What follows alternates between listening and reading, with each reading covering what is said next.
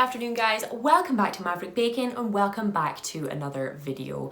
I hope you're all doing as well as you can in current global circumstances. I hope you're all staying healthy and staying safe and staying indoors as much as you can. In today's video, I want to talk to you about something that is a big part of this channel and a big, lovely part of my life. We're going to talk about chocolate. Chocolate is a glorious thing grown and discovered in South America originally, and thankfully nowadays is available all over the world in abundance. As with any product that's being mass produced, this often comes with complications. The main issue being that it is very easy to get your hands on chocolate that is not only pricey but also very poor quality. So in today's video, I want to share with you guys 5 ways that you can tell if the chocolate that you are spending your hard-earned money on is good quality. The first way to tell if your chocolate is good quality is by using your eyes. Use your sight, your vision, your evolution-given window into the universe to tell whether this chocolate is good quality. The very first thing you will see about a chocolate bar is its size. Now this is a big factor when considering the quality of anything. When is the last time you saw a really valuable, good quality product being sold in enormous, unbelievable bulk? Unless we're talking about safe drinking water, probably never. Typically, things that are created in huge quantity are of less value, for good reason. Gold and platinum are as expensive as they are because they are not easily found, and they are very high quality when they are. Now, this isn't to say that every single chocolate bar should only be 15 grams and we should only have baby-sized portions when we eat it, but maybe consider when you're looking at a 250-gram bar of airport chocolate, it might not be the best when you do buy it. In the same way that a Primark t-shirt seems like great value when you buy it, because you might get 10 to 20 wears out of it, and trust me, I am this person, I am still this person, but then you end up surprised when it kind of bobbles and turns to threads after several washes. Chocolate that is of good quality is typically 150 grams or less per bar. You're talking about bars like this, a 70-gram bar of chocolate. Now that is by no means small. 70 grams should technically be 2 sittings. It might be 1 sitting for you, it might be 5 sittings for someone else, but this is typically around 2 servings. I know personally that eating 100 grams of chocolate in 1 sitting seems like a great idea for the first few minutes, but afterwards your teeth and stomach will regret it. So a bar that is of 70 grams or even smaller, like some of these 50-gram bars that are also very common, are typically a much better sign of quality. You can also use your eyes to tell whether a chocolate is good quality by its appearance. Typically, big, huge, mass-produced chocolate brands will simply just use a name. For example, the classic Mars bar. This does nothing but tell you the brand name. That's all it does. There is nothing about this that entices you into buying it. Not the colors, not any textures, not even the quality of the wrapper, which, as you can hear, is a paper-thin sheet of plastic, which does very little to protect the bar from any odors that might get into it. If you've ever kept mint chocolate next to regular milk chocolate, you'll know what I'm talking about. Contrast this with a bar such as this one from the Chocolate Tree in Scotland. Nothing extortionately expensive. And you can see by looking at this bar, not only is there color that kind of catches your eye, there's a little bit of texture where that gold is. You can feel that there's card, and inside there is also some recyclable plastic keeping the chocolate safe from any kind of external odors that might come in. You also have an image of a palm tree on the packaging. This is a coconut flavored bar. It uses coconut milk and coconut sugar, and you can see there are coconuts on the packaging. Now this might sound really kind of childish and basic, but it really is that basic. The human eye is what we use to see things before we eat them. If someone presents to you a sloppy plate of food, you're less than enthusiastic to eat it. Whereas if there's been a bit of thought put into its presentation, even if it means keeping your burger separate from the pile of ketchup you're about to dunk it into, something that simple can make all the difference. And your chocolate should be no different. Just a little bit of thought in the packaging, in the textures, in the colors, the brand name, everything can really be a sign that there's been some thought and some good quality put into its production. So we know how to use our eyes to tell if chocolate is of good quality. Now let's use our ears. Think of the last bar of dairy milk you had, or the last bar of Galaxy you had. Now you might be a monster that keeps chocolate in the fridge, but that's an argument for another day. Now the thing I want you to imagine most here is snapping that bar. I want you to imagine the first strip of chocolate chunks that you broke away from that big tempting bar. What sound did you hear? Typically, a sign of good quality chocolate is a good snap. One of the processes in making a solid chocolate bar is called tempering. This is when the chocolate is taken up to a certain temperature, lowered, and then back up to that temperature. It helps control the fat in the chocolate. It also helps control the sugar crystals in the chocolate, and it's what can give it that lovely smooth appearance. It's also what gives it that great texture. Typically, a bar of poor quality chocolate will have been tempered very, very quickly to get it kind of packaged up and sold as fast as possible with less care and quality put into it. Next time you open a bar of chocolate, I want you to snap it and I want you to hear this. Did you hear that? No dull thud, no kind of, I want to hear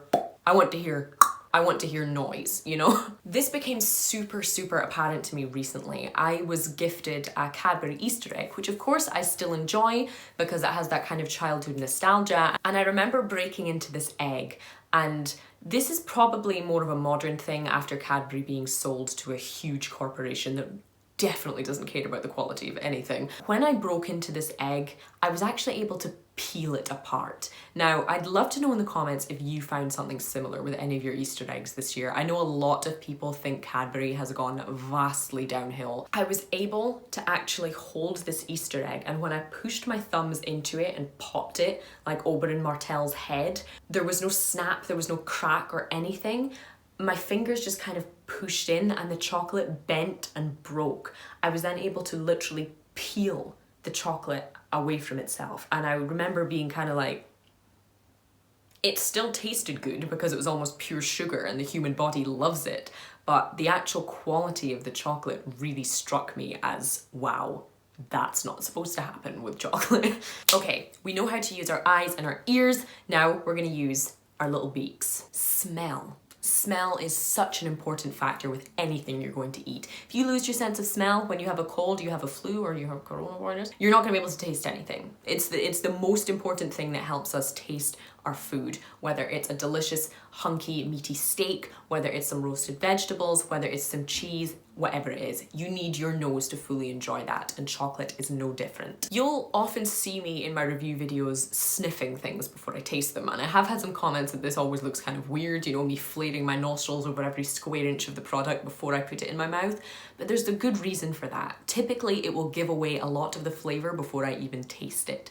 And there have been a couple of products in recent years, you may have seen the videos or not. If not, please feel free to go back and watch them, that when I sniff, I smell nothing.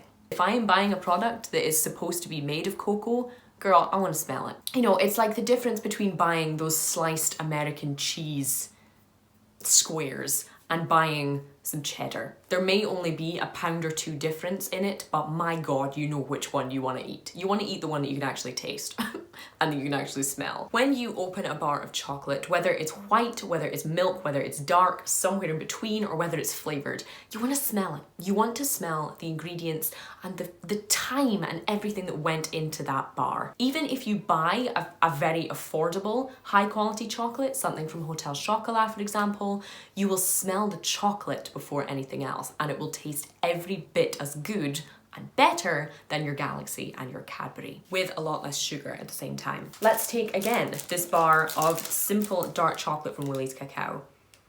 All I can smell is chocolate.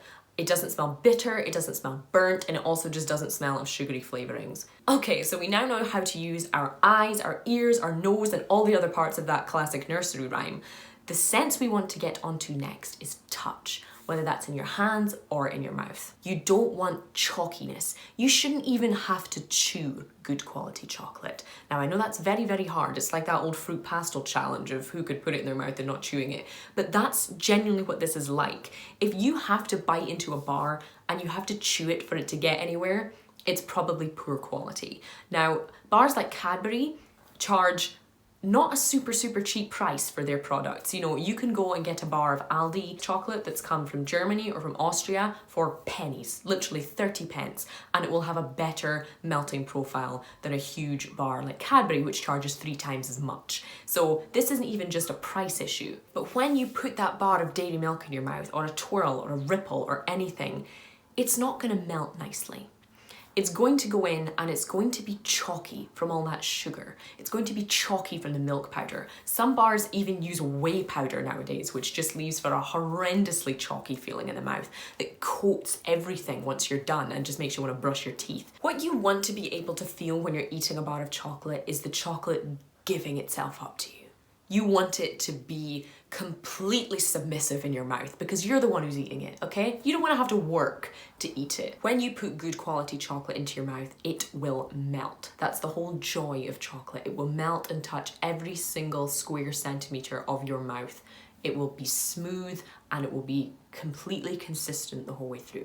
Unless there are crispy pieces in it, obviously, then you might have to do some chewing. But typically, touch both in your hands and in your mouth is a great way to tell that good quality. Finally, after using our eyes, our ears, our nose, our toes, our legs, our elbows, everything, you can also obviously use the medium of taste to finally tell whether that chocolate is good quality. Obviously, when it comes to flavor, we all have our preferences, whether they're on the cheap end or the expensive end. Good quality can be all over that spectrum. You know, I love a cheap white chocolate like Milky Bar because I love vanilla and sugar. I love a cheap bar like a Snickers bar because I love peanuts and caramel. I also love ridiculously expensive £8 chocolate bars because I like feeling bougie when I eat them.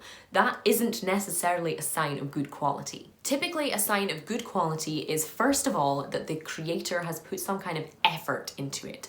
Now, whether this is a flavored bar, a bar with bits in it, whatever it is, you want it to taste of what it's supposed to taste like, because that's a sign that the people who made it actually care about the quality, about the customer, and about their own product. Do you really, really want to spend £6 on a box of subpar truffles that aren't even very good quality and they don't taste how they should? Similarly, if you're tricked into spending about £3 on a Master Chocolatier Swiss or Belgian made bar that you'll find in a supermarket, you know, that's expensive, it's pricey, and it's often not worth it. You can taste one of these bars and you'll soon find out that the flavourings and the sugar they have added to it actually mask the taste of anything. You'll become resentful and wish you'd bought a bar of Cadbury or Galaxy instead because it's the same quality with a ridiculous price difference. Lindt is a company I see doing this a lot. You know, Lindt by many of us is thought of as a bit fancy because it's expensive. The same with Ferrero products. A box of Ferrero Rocher can be anything up to like £9 or £10, and a box of the Lindt Lindor truffles can be somewhere around £9 to £12 sometimes. But when we're actually tasting it, the quality of the ingredients and the quality of the flavour in that product is about the same as your cheap Aldi or Lidl 30p bar, so you do the maths there. If I see something that calls itself milk chocolate, I want it to taste of the milkiness. I want that smoothness, that comforting, almost creamy blandness that milk offers a product. I also want to be able to taste the chocolate. I want to be able to taste something about the cocoa. I want to know something about how it was roasted. I want to know something about where it came from, because cocoa beans from all over the world can taste completely different. Just as cheese in France and cheese in Canada taste completely different, cocoa from Madagascar and cocoa from Colombia can also taste completely different. And of course, as we move away from milk chocolate into the realm of dark chocolate, when there's more cocoa, you should be able to taste more flavors. It shouldn't taste just bitter, which I think a lot of people associate the cocoa percentage with. Typically, if you have 70% of anything, you want that to be the main flavor. You don't want the other 30% to be straight up sugar masking the horrible, badly roasted bitterness of the cocoa that was used in that bar, which again, for brands like Lindt, for brands like Cadbury, when they delve into dark chocolate, that's what you're tasting. You're tasting something that covers up the poor quality chocolate. It's the difference between instant coffee and barista made coffee. Something that is treated well and cared for, and the kind of the time and expense put into this tiny ingredient. If it's made well, you'll know. You'll enjoy it, you'll taste the flavors, you'll taste where it came from, you'll taste what it's grown near. It's a wonderful experience, and it doesn't have to be expensive either. As I said, think of your Lindor truffles versus a bar of dark chocolate like this that you can pick up for half the price. It's a no-brainer. So those were my 5 ways to tell if your chocolate is good quality. We mustn't forget, especially nowadays, that chocolate is, and always has been, a luxury product. The same as coffee, the same as wine. I think many of us, because chocolate and chocolate flavored products have become so common because of our love of it. It's become so widely available that many of us expect it to be as cheap as our chicken, as cheap as our milk, as cheap as our bread. Something that we throw into the basket of our weekly shop and move on with. Now, not that there's anything inherently wrong with this, but I think the mindset should change soon. There's a reason that we've been seeing companies shrink their chocolate bars and shrink the size and weight of their chocolate products. Cocoa is not an easy product to come by. Cocoa isn't grown in the fields outside your house in the Wirral. You know, it's not grown in the back garden of your flat in Ayrshire. Cocoa is brought from countries that are thousands of miles away from us here in the UK, from if you live in France, if you live in Russia, you know, they have to travel many, many miles and they have to be treated for a long, long time. They have to be dried, they have to be roasted, they have to be crushed, they have to be conched, they have to be tempered and shaped before you're even close to buying it. It should be valued for what it is. But obviously, if you do still prefer sweeter chocolate and you're not into the flavour of cocoa, you do you. You eat whatever you like. If you guys enjoyed this kind of longer, informative video, let me know in the comments if you would like to see more. If you prefer me eating cheap chocolate and complaining about it, let me know that too, because that's always fun too. Thank you guys so much for watching, and I will see you for the next one.